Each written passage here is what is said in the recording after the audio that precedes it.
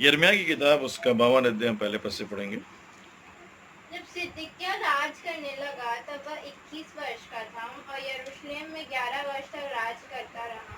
उसकी माता का नाम हमूतल था जो लिब्नावासी यिर्मयाह की बेटी थी। उसने यहोयाकीम के सब कामों के अनुसार वही किया जो यहोवा की दृष्टि में बुरा है। निश्चय यहोवा के कोप के कारण यरूशलेम और यहूदा की ऐसी दशा हुई कि अंत में उसने उनको अपने सामने से दूर कर दिया।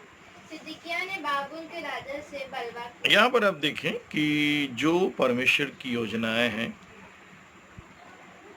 और जो कलीसिया के लिए, अंत के लिए, विनाश के लिए, आपको बहुत दूर जाने की जरूरत नहीं, सब कुछ आपको बाइबल में मिल जाएगा।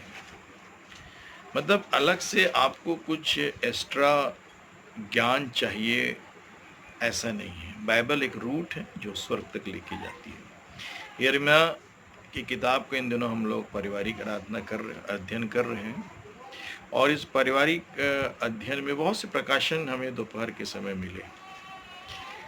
कल भी मैंने एक कुछ इसमें से प्रकाशन मुझे मिला तो मैंने उसको बांटा था। शाम को नित्योचन से हमने अध्ययन किया था। अभी 52 अध्याय हम पढ़े। यहाँ पर एक चीज है कि परमेश्वर जब अपनी प्रजा को दंड देता है तो दो काम करता है जो हमें बार बार दिखता है। एक तरफ परमेश्वर जो है वो भविष्यवक्ताओं को रखता था, उनके द्वारा बात करता था कि आप इनके अधीन रहिए या इनसे दूर चली जाइए या अपने बुरे कामों से मन फिरा लीजिए। और साथ ही साथ वो किसी दूसरे राजा के अधीन कर देता था। यहाँ पर अधीन होने के बावजूद भी यिर्मयाह ने उससे बातचीत किया था, उसने उसकी बात नहीं मानी। और यदि आप तीसरा पद पढ़ेंगे तो यहाँ लिखा है कि सिदकिय्याह ने बेबीलोन के राजा से बलवा किया। अब बलवा जो उसने किया, पहले तो इसने पश्चाताप नहीं किया, ना इसने किया ना इसकी प्रजा ने। यिर्मयाह लगातार बात करता रहा। परमेश्वर के वचन के अंदर जब आप पाएंगे तो ये जो बलवा है ये तो पहले ही हो चुका था परमेश्वर के विरोध में। हम इसके बारे में और भी प्रकाशन पाएंगे। हम 4 पद से पढ़ते जाएंगे।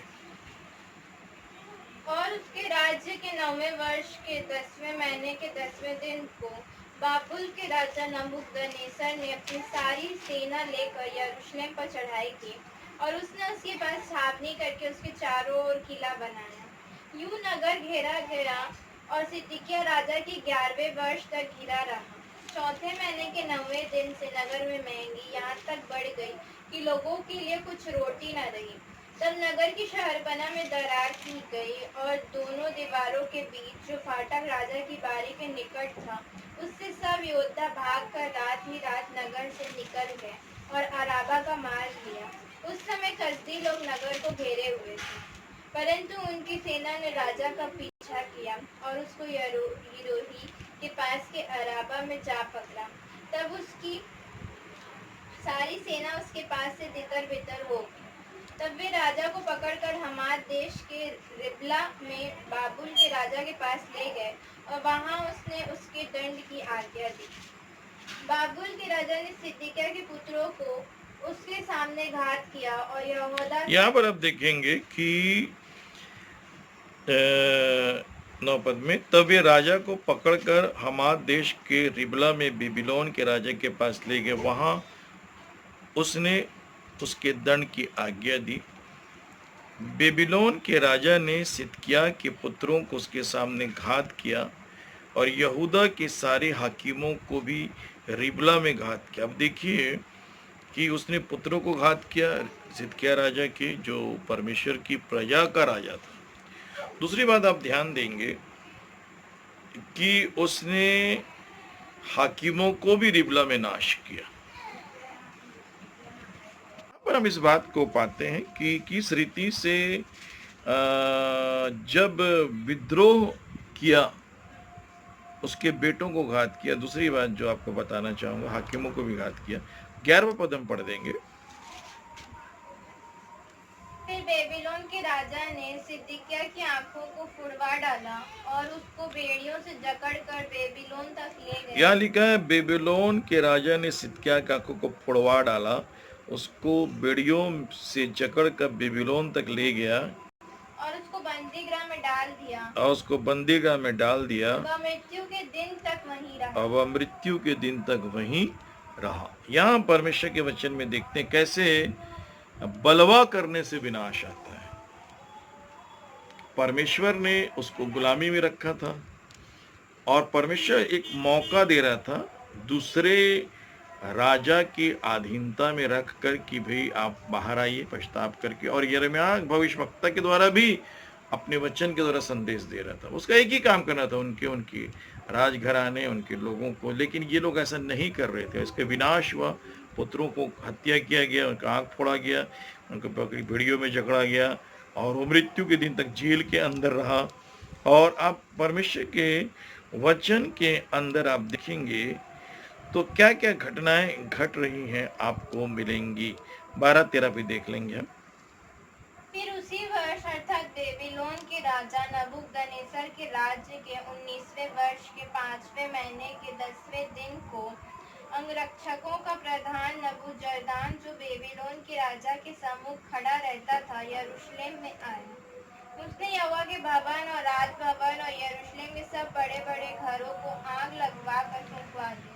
उसने यहोवा के भवन, राजभवन और यरूशलेम के सब बड़े बड़े घरों को आग लगाकर फुकवा दिया। 14 पद। और कसदियों की सारी सेना ने, जो अंगरक्षकों के प्रधान के संग थी, यरूशलेम के चारों ओर के सब शहर पनाह को ढा दिया। 15 पद। अंगरक्षकों का प्रधान नबूजरदान कंगाल लोगों में से कितनों को, और जो लोग नगर में रह गए थे और जो लोग बेबीलोन के राजा के पास भाग गए थे और जो कारीगर रह गए थे, उन सबको बंधुआ करके ले गया। इस रीति से देखिए, एक दूसरे राजा के अधीनता में रखने के बावजूद वहां भी उसने बलवा किया। इधर परमेश्वर से अलग बलवा किया, वचन से अलग बलवा किया। और फिर आप ध्यान से देखेंगे तो परमेश्वर का प्रकोप वहां पर भी उसका पीछा नहीं छोड़ रहा है। एक मौका देता है प्रभु। मान लीजिए परमेश्वर ने आपको भारतीय जनता पार्टी के अंडर में रखा, एक मौका दे रहा है, एक मौका दे रहा है ऐसे अगेंस्ट गवर्नमेंट के जो आपको संडे को आराधना करने नहीं दे रही है। फिर भी परमेश्वर आपको ऐसी स्थितियों में रखकर पश्चाताप का मौका दे रहा है कि मसीह समाज के लोग पश्चाताप करें। और उसके बावजूद भी जो घटनाएं आगे घटने वाली हैं वो बलवा करने से विद्रोह। अभी भी देखिए कि 2 लोग लगातार मसीह लोगों से बात कर रहे हैं। एक गवर्नमेंट बात करती रहती है और दूसरा परमेश्वर के भविष्यवक्ता बात करते रहते हैं। ये परमेश्वर के काम करने का बहुत ही सिंपल और साधारण तरीका है। परमेश्वर के वचन में आप देखेंगे 17 पद भी हम देखेंगे। यहोवा के भवन में जो पीतल के खंभे थे और कुर्सियों और पीतल के हौज जो यहोवा के भवन में थे, उन सबों को कसदी लोग तोड़कर उनका पीतल बेबीलोन को ले गए। परमेश्वर के भवन की चीजों को भी ले गए। अगर आप आगे देखेंगे तो हाड़ियों, फावड़ियों, कैंचियों, कटोरों, धूपदानों, पीतल के सब पात्रों को जिनसे लोग सेवा टहल करते थे वे ले गए। तसलों, करछों, कटोरियों, हाड़ियों, दिवटों, धूपदानों, कटोरों में से जो कुछ सोने का था उनके सोने को, जो कुछ चांदी का था उनकी चांदी को भी अंगरक्षकों का प्रधान ले गया। दोनों खंभों, एक हौज, पीतल के 12 बैल जो पायों के नीचे थे, इन सबों को जो तो सुलेमान राजा ने यहोवा के भवन के लिए बनवाया था, इन सब का पीतल तौल से बाहर था। अब इस अध्याय को आप पढ़ते जाएंगे तो एक बहुत ही भयानक जो है घटना घटती। परमेश्वर अपने भवन को भी गुलामी में दे देता है, ले जाओ बोलता है। यही बात उसने अपने 12 चेलों से कहा, प्रेरितों से, कि ये जो तुम सुलेमान का भवन देखते हो, मंदिर को देखते हो, वहां पर प्रभु ने कहा मंदिर को पत्थर पर भी पत्थर ना छोड़ेगा जो ढाया ना जाएगा। और आज भी खंडर पड़ा है। आपका पश्चाताप, आपका मन परिवर्तन ही आपको परमेश्वर के प्रकोप से, राजा के प्रकोप से और यह भविष्यवक्ताओं के दंड के संदेश से बचा सकता है। यहाँ पर 3 प्रकार का काम हो रहा है। प्रकोप है परमेश्वर का, किसी दूसरे राज्य के अंडर में प्रभु दे देता है, चर्च को, लोगों को ऐसी गुलामी में रख देता है जहाँ आप कमाएं खाएं, आपके अंदर कुछ चीज़ें चलती रहें। एक और बात है जिसको हम देखने की कोशिश करते हैं कि अपने भवन की भी चीज़ों को उसने बेबीलोन राजा के हाथ में कर दिया। और इस पूरे अध्याय को आप पढ़ेंगे तो आप पकड़ेंगे कि पूरी रीति से परमेश्वर ये बेबीलोन राजा ने एकदम विनाश के स्तर में इन लोगों को कर दिया। 30 पद भी पढ़ देंगे।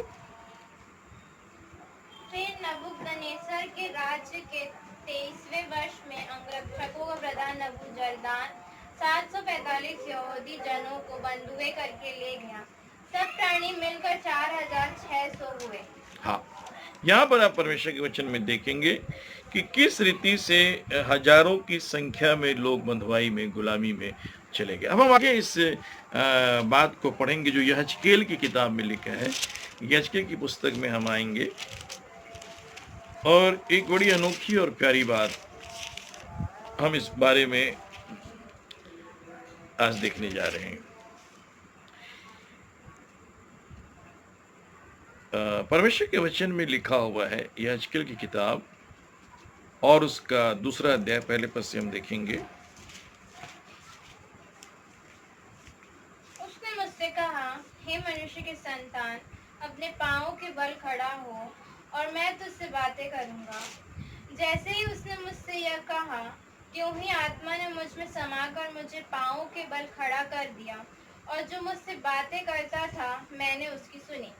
उसने मुझसे कहा, हे मनुष्य की संतान, मैं तुझे इजरायलियों के पास अर्थात बलवा करने वाली जाति के पास भेजता हूँ। मैं तुझे इजरायलियों के पास अर्थात बलवा करने वाली जाति के पास भेजता हूँ, जिन्होंने मेरे विरुद्ध बलवा किया जिन्होंने मेरे विरुद्ध बलवा किया है। उनके पुरखा और वे भी आज के दिन तक मेरे विरुद्ध अपराध करते चले आए। बलवा मतलब कि जो नियम बनाए गए हैं उसको फॉलो नहीं करना। आप खास करके अमेरिका, ब्रिटेन में आप देखेंगे कि जो लॉकडाउन वहाँ के गवर्नमेंट ने बनाई उसको बिल्कुल फॉलो नहीं करना चाहते।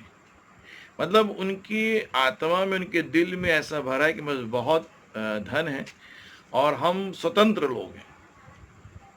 आप एक नेचर को देखेंगे और वहाँ की पुलिस गवर्नमेंट भी उन पर ज़्यादा वो नहीं कर पा रही। एक स्वभाव है, बलवा करना एक नेचर होता है।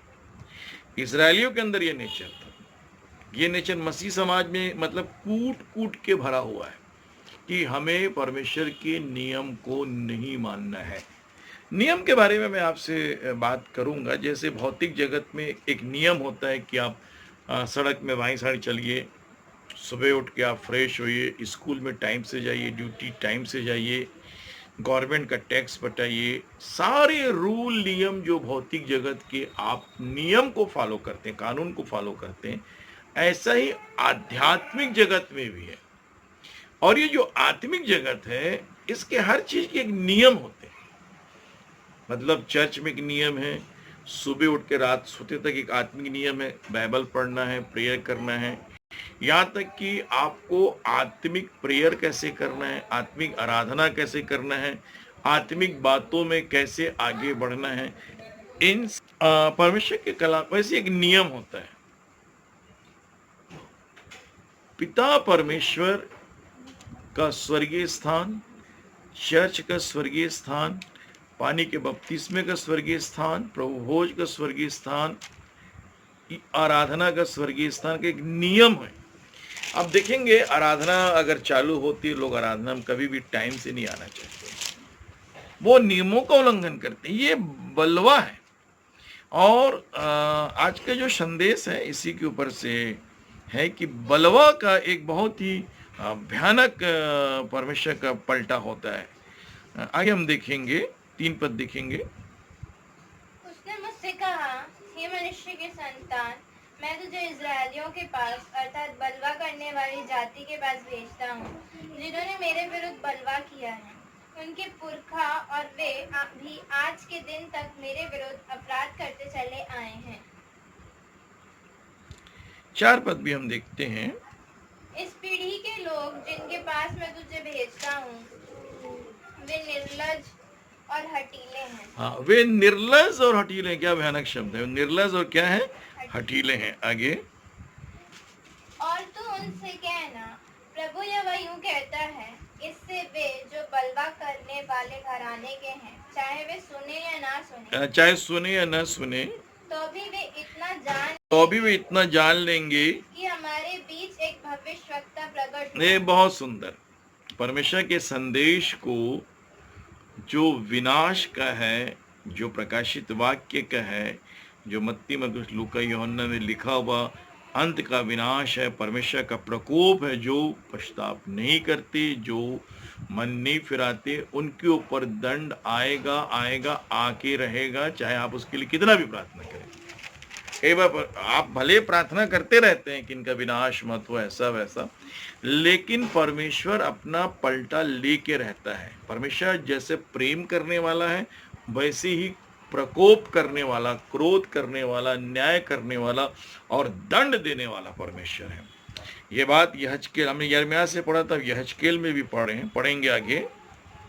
हे मनुष्य के संतान, तू उनसे ना डरना, चाहे तुझे कांटों, ऊंट कटारों और बिच्छुओं के बीच भी रहना पड़े, तो भी उनके वचनों से ना डरना। यद्यपि वे विद्रोही घराने के हैं, विद्रोही शब्द है, विद्रोही घराने के हैं, तो भी ना तो उनके वचनों से डरना और ना उनके मुंह देखकर तेरा मन कच्चा हो। हाँ?